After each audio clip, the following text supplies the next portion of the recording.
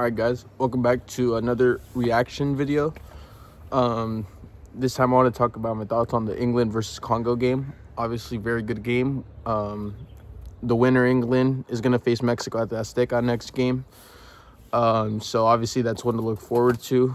So yeah, I just want to give my thoughts and opinions on England. So we'll start with England.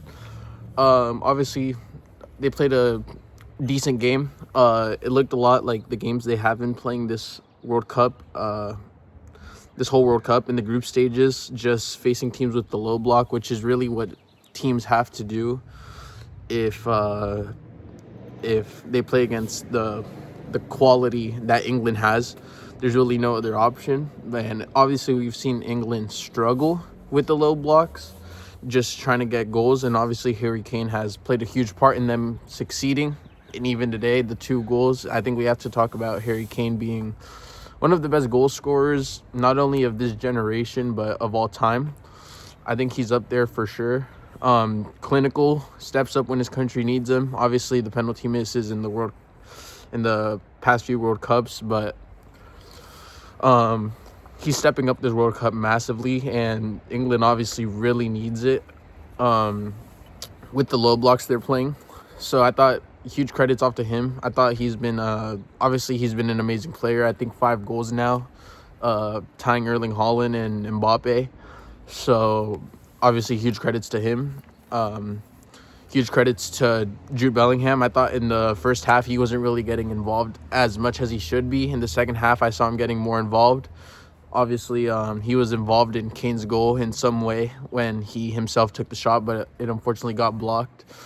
Anthony Gordon obviously changed the game when he came in, got Kane the 2 assists, got involved. Very good from him. Barca have a good player there if Hansi Flick knows how to use him correctly, which I'm sure he does if he's the one that bought him. So I think they have a good plan there in terms of Barcelona and their future. But Anthony Gordon changed the game, 2 assists. Madueke, I saw him trying to create something in the first half. It wasn't really there, but obviously he was trying to create. He was trying to get something going for England, even though it didn't really work. Obviously another point I want to talk about with that left wing position even is Rio Ngamoha. I thought he could have really made a huge impact even off the bench in games like this, in the games they have played England in the group stage. Just his versatility, being able to play on either wing, as we saw in his debut with England, literally played on the right wing, even though he's more of a left winger. Just his dribbling and explosiveness I thought could have really helped, but that's besides the point, as obviously Tuchel didn't call him up. But I thought Dead Spence wasn't really involved as much, and I thought Trent could have made a bigger impact this game just with his creativity, the passes, the crosses he offers. But obviously England have still been able to get it done even without him. And Reece James obviously is a huge loss for England, obviously because he offers a lot of what Trent offers. But yeah, the midfield for England today, obviously I already talked about Bellingham. Declan I thought was solid. Elliot Anderson, obviously the new Man City player, I thought he was also solid, just controlling the game, the flow. And obviously I want to talk about Congo now, their goalkeeper. First of all, hats off, credit to him, saving Jude Bellingham's shot. I mean, that was a crazy save. Did not expect that from him. Even Jude, after the play went up, told him how great that save was.